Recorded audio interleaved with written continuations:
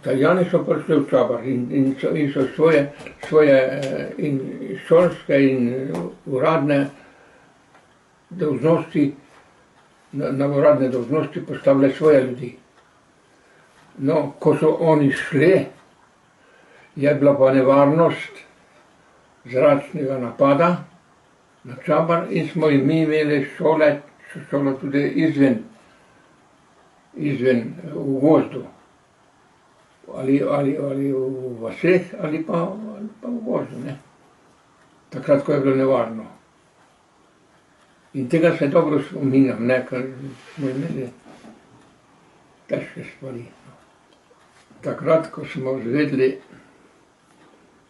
ko je mama